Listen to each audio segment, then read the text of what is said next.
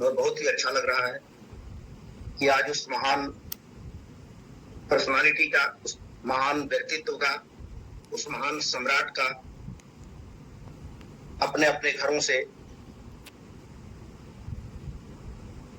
जयंती मना रहे हैं। साथियों, सबसे पहले आप सभी लोगों को सम्राट चंद्रगुप्त मौर्य की जयंती पर हार्दिक बधाई देते हुए आज का जो हम लोग वक्तव्य विभिन्न हमारे साथी रख रहे थे, अपने अपने तरीके से सम्राट अशोक चंद्रगुप्त मौर्य की खोई हुई, उस अंधकार में पड़ी हुई चीजों को प्रकाश में लाने की कोशिश कर रहे थे। हम लोग, बहुत सारे लोग जब इतिहास पढ़ते हैं तो किसी न किसी को हम जिम्मेदार मानते हैं कि उनकी वजह से ऐसा हुआ, इनकी वजह से ऐसा हुआ। लेकिन मेरा यह मानना है कि घर जिसका लुट गया है, सबसे पहले जिम्मेदार वो घर का मालिक है, क्योंकि लुटेरा का काम ही लूटना है और घर के मालिक का काम है उसकी रखवाली करना। तो लुटेरा अगर लूट लेता है तो ये उसकी सक्सेस है, ये उसकी सफलता है, और इसका घर लूटा जाता है, ये उसकी असफलता है। तो अगर हम बार बार दूसरे की चर्चा करते रहेंगे तो हम अपनी असफलताओं की तरफ ध्यान नहीं दे पाएंगे और उन कमियों की तरफ देख नहीं पाएंगे जिसको दूर करने से हम सक्सेस हो सकते हैं। साथियों, भारत आजाद था। आजाद के पहले, अंग्रेजों के आने से पहले भारत में खो गया था। हमारा देश जो भारत था वो भारत में ही खो गया था। जब अंग्रेज हमारे देश में आए तो उन बहुत सारी चीजों को उन लोगों ने देखा और देखकर एक बड़ा ही सुंदर वाक्य बोला था एक अंग्रेज ने। इस वाक्य पर ध्यान दीजिएगा आप लोग। उसने कहा था कि भारतवर्ष के पास अतीत तो है लेकिन इतिहास नहीं है। उस अंग्रेज ने कहा था कि भारतवर्ष के पास अतीत तो है, गौरवशाली है, लेकिन इतिहास नहीं है। इस सेंटेंस का क्या तात्पर्य था कि अतीत है और इतिहास नहीं है? इसका मतलब अतीत इनके पास है लेकिन भारतवर्ष के लोगों के पास अपने अतीत का ज्ञान नहीं है, न अतीत के प्रति कोई जागरूकता है, न अतीत के प्रति कोई संवेदना है। तो अंग्रेज हमारे देश में जब आए तो हम लोग एहसास कराए कि भारत में कैसे खो गया है। तो सबसे पहले हमारा इतिहास जो खो चुका था, खासकर चंद्रगुप्त मौर्य को फोकस करना है। तो सबसे पहले मैं तो एहसान मानूंगा पर्टिकुलर एक आदमी का, जिनका नाम था विलियम जोन्स, जो एक जज थे भारत में। और सबसे पहली बार विलियम जोन्स ने ही सेंद्रकोश नाम का एक जिक्र यूनानी इतिहास में आता था, जिसको लोग समझ नहीं पा रहे थे कि सेंद्रकोश कौन है। सेंद्रकोश का इतिहास, हिस्ट्री क्या है और इसका किस देश से रिलेशन है, यूनान से है या इंडिया से है? क्योंकि सेंद्रकोश नाम की वजह से कंफ्यूज हो रहे थे लोग, क्योंकि यूनानी वर्ड है ये। तो सबसे पहले तो मैं विलियम जोन्स को बहुत हम ऋणी हैं उनके अपने पूरे संगठन के साथ, वो ऋणी हैं उनके अपने पूरे संगठन के साथ और भारतवर्ष के साथ। इस बात के लिए ऋणी हैं कि सबसे पहले विलियम जोन्स ने ही यह साबित किया और कोरिलेशन स्थापित किया कि सेंद्रकोश का जो नाम है यह भारत के युवा चंद्रगुप्त मौर्य का ही नाम है। सबसे पहले विलियम जोन्स ने चंद्रगुप्त मौर्य और सेंड्रिकोस दोनों एक ही नाम है, सबसे पहले इन्होंने कोरिलेट किया। अब आप सोचिए कि अगर यह केवल एक लाइन इतिहास से निकाल दिया जाए, भारतीय इतिहास से केवल एक लाइन निकाल दिया जाए कि सेंड्रोकोस ही चंद्रगुप्त मौर्य का नाम है, या चंद्रगुप्त मौर्य सेंड्रोकोस हैं और सेंड्रोकोस ही चंद्रगुप्त मौर्य हैं, अगर ये एक इतिहास निकाल दिया जाए, एक लाइन केवल इतिहास से, तो ये पूरा जो मौर्य वंश का भारतीय इतिहास है यह किसी यूनानी राजा का इतिहास माना जाएगा। सोचिए, ये ठीक उसी तरह से हो गया जहां से रेलवे लाइन ट्रैक बदलती है, 1 मिलीमीटर का गैप हो जाए तो जो ट्रेन पटना जाने वाली थी वो गया चली जाती, उसकी दिशा ही बदल जाती 1 मिलीमीटर के फर्क से। तो भारतीय इतिहास में यह वही फर्क है सेंद्रकोस और चंद्रगुप्त मौर्य का, एक लाइन से ही पूरा इतिहास बदल गया। और आज हम यहाँ एक प्लेटफॉर्म पे खड़ा होकर चंद्रगुप्त मौर्य की जयंती मना रहे हैं, सम्राट अशोक को जान पा रहे हैं। नहीं तो शायद यह जयंती, यह इतिहास यूनान में मनाया जाता और भारतवर्ष के लोग जान भी नहीं पाते। तो मैं तो सिहर जाता हूँ इस लाइन को पढ़ के, ये एक लाइन कितना बड़ा महत्वपूर्ण है यह भारत, अखंड भारत के लिए। और ऐसा क्यों किया गया? क्योंकि भारतवर्ष में पढ़ने लिखने का अधिकार सबको था नहीं, जैसा आप लोग जानते हैं। और जिनको पढ़ने लिखने का अधिकार था या पढ़ लिख रहे थे, जो समाज के अग्रणी थे, उनका अपना कोई इतिहास नहीं था। तो उन लोगों ने इतिहास में रुचि नहीं दिखाई, इतिहास में तो इंटरेस्ट नहीं दिखाया। और इंटरेस्ट तो दिखाया ही नहीं, ऊपर से इस इतिहास को पर्दे में रखने के लिए गुप्ता पीरियड से लेके मुगल काल तक पूरे भारत के मनीषा को, भारतवर्ष के मिजाज को एक काल्पनिक इतिहास की तरफ, एक काल्पनिक कहानियों की तरफ ले जाके माइंडसेट किया गया। काल्पनिक देवी देवता पैदा कर दिए गए, काल्पनिक कहानियां गढ़ी गई, और उस काल्पनिक कहानियों का एक आधार था, केवल एक समय की बात है, एक समय की बात है, एक अनिश्चित समय को आधार बना करके सारी कहानियां गढ़ी गई। और इसी कहानियों में हमारा समाज या पूरा देश उलझता और फंसता चला गया, और काल्पनिक कहानियों में इतना फंस गया कि हकीकत के इतिहास से बहुत दूर होता चला गया। यह सब कुछ चलता रहा, सदियां बीतती रही, शासक लोग शोषित होते गए, पढ़े लिखे लोग अनपढ़ होते चले गए, और तक्षशिला, नालंदा, तेलहड़ा जैसे विश्वविद्यालय तहस नहस होते चले गए, और भारत का जो चिंतनशील मिजाज था वो सब बर्बाद होता चला गया।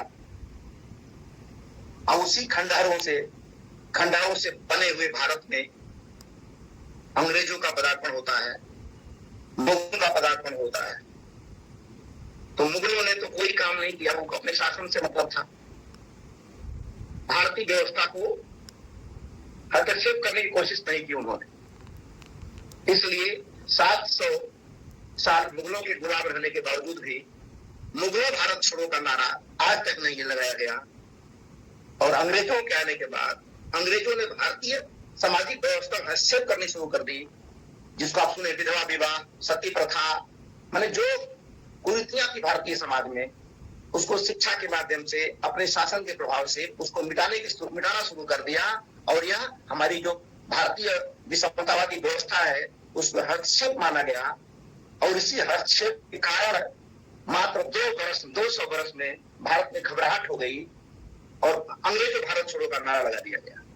जबकि 700 साल मुगलों के गुलाम रहे, कभी भी नारा नहीं लगा मुगल भारत छोड़ो, और अंग्रेज से 200 साल में घबराहट हो गई और अंग्रेजों भारत छोड़ो का नारा लगने लगा। आज भी देखिए, सरकार बनाने में केवल प्रॉब्लम है मुगलों के साथ, लेकिन दामाद बनाने में कोई प्रॉब्लम नहीं। आज भी देखिए, दामाद बनाने में कोई प्रॉब्लम नहीं है, लेकिन सरकार बनाने में कोई प्रॉब्लम है।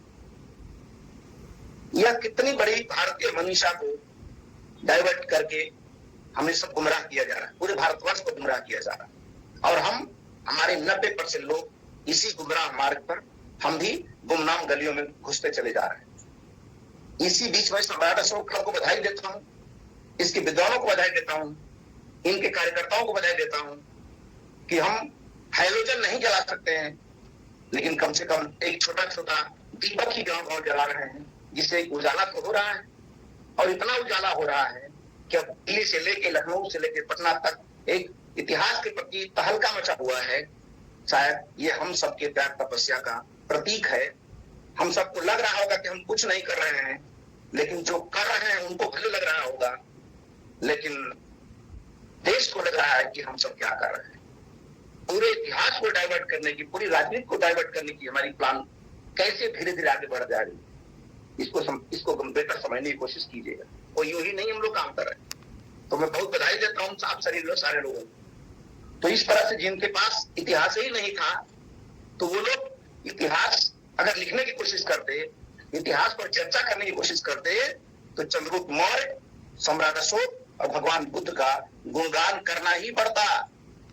और उनके गुणगान करने से हमारा गौरव बढ़ता, भारत पुत्रों का गौरव बढ़ता। तो ऐसा गौरव क्यों बढ़ाएं? इसलिए एक समय की बात कह करके काल्पनिक महापुरुष पैदा किए गए, काल्पनिक ग्रंथ पैदा किए गए। उस ग्रंथों के माध्यम से हमें नीचे की तरफ धकेला गया और अपने को किताब अक्षय की तरफ धकेला गया। अपने को श्रेष्ठ और हमें नीच साबित करने के लिए इस काल्पनिक ग्रंथों का इस्तेमाल किया गया। काश अगर इतिहास को हाईलाइट किया गया होता तो जो सिंह थे, आरडी सिंह रहते, वो शूद्र नहीं कहलाते। तो इस बात को हमें बहुत ही गंभीरता से समझना है। इसलिए हमें दूसरों पर उलाहना दे करके, दूसरों ने हमारे साथ ऐसा किया, दूसरों ने ऐसा किया, इसको कह करके हमको अपनी जिम्मेदारियों से मुक्त नहीं होना है। घर हमारा लूटा है। इसको मैं भोजपुरी में बोलता हूं कि माई अगर आपकी मरी है तो कौन रोएगा? पहले पड़ोसी रोएगा कि पहले हम रोएंगे? लेकिन हम लोग को ऐसा लगता था कि पूरा पड़ोसी जब रोना शुरू करेंगे तो हम कंफर्म होंगे कि लगता है मेरी मां मर गई, क्या सारे के सारे रो रहे हैं, अब हमको भी रोना चाहिए। तो जिसको पहला रोना चाहिए वो बाद में रोएगा क्या?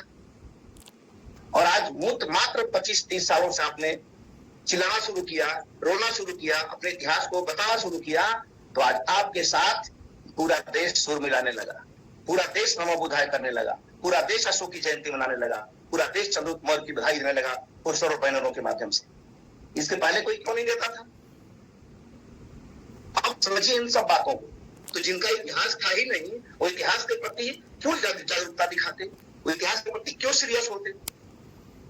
अब आपकी ड्यूटी है ये, हमारी ड्यूटी है ये कि हम उस खोए इतिहास के प्रति जागरूक हों और सच्चाई को तरीके से कैसे हमें पब्लिक में लाना है, कैसे भारत को, मैंने कैसे भारत को भारत के सामने लाना है। जैसे शुरू में मैंने कहा कि भारत में भारत खो गया था, भारत में ही भारत खो गया था। अब भारत पुत्रों की ड्यूटी है कि भारत से ही भारत को निकालें और भारत को समझाएं। तो इस तरह से जब धीरे धीरे जब बातें बढ़ी, तब उसी दौरान अंग्रेज हमारे देश में आ गए, तो उन्होंने इस व्यवस्था को छेड़छाड़ करने की कोशिश की और बहुत सारी चीजें हमारे भारत में सुधार हुए। आज अंग्रेज ना आते तो हम ट्रेन पे नहीं चढ़ रहे होते, अंग्रेज ना आते तो हम हवाई जहाज पे नहीं चढ़ रहे होते, अंग्रेज ना आते तो हमारे पास साइकिल तक नहीं होती, अंग्रेज ना आते तो हमारे पास पेन तक नहीं होती लिखने के लिए। ये सब उनके आने से हमारे देश में आया। तो इन सब चीजों को हमको भी जानना है और इस तरह करते करते पूरे देश को जोड़ने के लिए, पूरा देश जुड़े कैसे, सांस्कृतिक रूप से, व्यापारिक रूप से कैसे पूरा देश जुड़े, इसको सेंट्रलाइज करने के लिए एक देश के एक छोर से दूसरे छोर तक जाने के लिए सबसे पहले और ने एक सड़क बनवाई, राजपथ बनवाया, जो आज ताम्रलुक से लेकर के पेशावर तक वो रोज बनी थी। इसको भी धीरे धीरे डाइवर्ट करने की कोशिश की गई। शेरशाह सूरी ने निर्माण करवाया। शेरशाह सूरी का शासन काल ही मात्र 6 साल था। आप सोचिए ध्यान से, शेरशाह सूरी का सूरी वंश का शासन काल मात्र 6 साल था और ये 6 साल में कलकत्ता से लेकर पेशावर तक उस समय कोई वायुयान नहीं था, कोई गाड़ी नहीं थी, लोग दौरा नहीं कर पाएंगे कि रास्ता किस रास्ते से निकलेगा। इतना रोड कौन से रास्ते से, कौन सी गली से होते हुए, कौन से जिले से होते हुए निकलेगा, ये 6 साल में सर्वे नहीं हो पाएगा। बनाने की बात तो बहुत दूर की बात है, ये तो टोटली गलत है। लेकिन हम सबके मरे होने की वजह से हमारे विरोधों की छाती पर इसको जीटी रोड के नाम से लिख दिया गया, मुगल आजम के नाम से, शहीद आजम के नाम पर तरह तरह के नाम जीटी लिख दिया गया, इसको से ससुरी लोग लिख दिया गया हमारे छाती पे चढ़ करके। तो छाती पे चढ़ा, ये उसका दोष मैं कम मानता हूँ। छाती पे जब चढ़ा हो तो हिल नहीं, उसको उठा के फेंके नहीं, गलती हमारी थी, कहीं ना कहीं हम जिंदा नहीं थे। तो हम दूसरे पे दोष न लगा करके अपनी कमियों को झांकें, अपनी जिम्मेदारियों को आगे बढ़ के लें। साहित्य के क्षेत्र में, राजनीति के क्षेत्र में, इकोनॉमिक्स के क्षेत्र में, हर क्षेत्र में अपनी जिम्मेदारियों को लें। जब हम अपनी जिम्मेदारियों को लेना शुरू करेंगे, अभी एक छोटी सी जिम्मेदारी हम सब लोग निभाना शुरू किए हैं तो देश में तहलका मचा है। जब हर क्षेत्र को संभालेंगे तो क्या होने वाला है, समझिए क्या होने वाला है। तो इसलिए ये सारा काल्पनिक इतिहास गुप्ता काल से लेके सब गढ़े गए, सब गढ़ गढ़ के इतिहास हमारे बीच नकली इतिहास के रूप में लाया गया, और उसी को पढ़ पढ़ के हम लोग, क्यों ऐसा क्यों होगा? क्योंकि हमारे महासचिव शत्रुघ्न जी एक लाइन कहते हैं, बड़ी गजब की लाइन है ये, कि जो हमारे इतिहास में है वो हमारी संस्कृति में नहीं है। संस्कृति मतलब प्रचलन, हमारी कार्य, हमारे जीवन शैली में नहीं है। यानी जो हमारे इतिहास में लिखा हुआ है हमारे जीवन शैली में नहीं है, और जो हमारे जीवन शैली में है वो इतिहास में नहीं है। अब हमारा काम क्या है कि जो इतिहास में है उसी को हमें जीवन शैली में लाना है। अब आज चंद्रगुप्त मौर्य जयंती हम लोग मना रहे हैं, तो हम तो इस प्लेटफॉर्म पे मंगा ले रहे हैं, लेकिन क्या हमें पता है कि हमारे बच्चों को पता है क्या चंद्रगुप्त मौर्य जयंती है? क्या हमारी बीवियों को ये पता है कि चंद्रगुप्त मौर्य जयंती है? क्या हमारी माँ को ये पता है कि हमारी चंद्रगुप्त जयंती है? अगर इनको पता नहीं है तो यकीन मानिए यह इतिहास अभी हमारी संस्कृति में नहीं है, हमारे प्रचलन में नहीं है। और जब तक इस त्योहार को, अशोकाष्टमी हो या बुद्ध जयंती हो, चंद्रगुप्त मौर्य की जयंती हो, इस जयंती के दिन हमारे बच्चे नहीं जानते, हमारी पत्नी नहीं जानती, हमारी माँ नहीं जानती, तो यकीन मानिए हमारे नहीं रहने के बाद ये इतिहास पुनः हमारे साथ ही दफन हो जाएगा। इसलिए इस इतिहास को हमें पुनः अपनी संस्कृति में लाना है, अपने संस्कार में लाना है। और एक बार हमने संस्कार में उतार दिया तो हम रहे चाहे न रहे, ये कारवां चलता रहेगा। हम रहे चाहे न रहे, कारवां चलता रहेगा। इसलिए इन बातों को धीरे धीरे हमको ध्यान रखना है। हम 28-30 साल में हम बहुत दिन से आए हैं, कमरे हमारे ही घर के और घरों में जा रही है, हमारे ही आंगन के और कमरे में जा रही है। अगर नहीं जा रही है तो यकीन मानिए हमारे साथ ही यह इतिहास पुनः दफन होने वाला है। इसलिए इन त्योहारों के साथ साथ अपने संस्कारों को और इतिहास को निकाल के संस्कृति तक लाने की कोशिश करें, तब जाकर हम अपने उस बात को चले देख पाएंगे। इसलिए इस काल्पनिक इतिहास के माध्यम से हमारे इतिहास को दफनाया गया है। तो बहुत ज्यादा नहीं कहूंगा, इतनी सारी बातें हमने बहुत सारी चीजें बताई। अगर इन बातों में से अगर कुछ बातें भी हम लोग कैच कर लेंगे तो यकीन मानिए सम्राट अशोक आने वाले इतिहास में एक चमत्कार करने वाला है, और हम सबका गौरव उस हिस्ट्री में लिखा जाने वाला है। इसके लिए मैं बार बार बोलता हूँ, इतिहास का छात्र बनने के साथ साथ हम सभी को इतिहास का पात्र बनने की भी जरूरत है। सम्राट चंद्रगुप्त इतिहास के पात्र हैं, अशोक पात्र हैं, भगवान बुद्ध पात्र हैं, तो अपने जमाने के पात्र हैं, तो आज के जमाने का पात्र भी आपको कोई बनने की जरूरत है। आने वाली दुनिया आपको जाने, आपको देखें और आपके कार्य को देखें। इसी तरह की चंद बातों के साथ आशाओं के दिन के चुन चुन कर सपनों का महल बनाया था, आया तूफान, कोई यहाँ गिरा कोई वहां गिरा, कोई यहाँ गिरा कोई वहां गिरा। अब उस तूफान से गिरे हुए खंडहर को एक ऐसे चिकित्सक की जरूरत है, एक ऐसे दार्शनिक की जरूरत है जो टूटे हुए टुकड़ों को, टूटे हुए बिखरों को, टूटे बिखरे टुकड़ों को फिर से एक साथ जोड़े और जोड़ करके फिर अखंड भारत की तरफ उसे अग्रसर करे। इन्हीं चंद बातों के साथ मैं उत्तर प्रदेश की पूरी टीम को, उत्तर प्रदेश के अध्यक्ष महोदय को, महासचिव महोदय को, और जो भी हमारे अतिथि जुड़े हैं, अन्य संगठनों के, सम्राट अशोक क्लब के, भारत के विभिन्न हिस्सों से आप सभी को बधाई, धन्यवाद देता हूँ। और चंद्रगुप्त मौर्य की जयंती पर फिर से बधाई देते हुए अपनी बारी को विराम देता हूँ। धन्यवाद, थैंक यू, नमो बुद्धाय।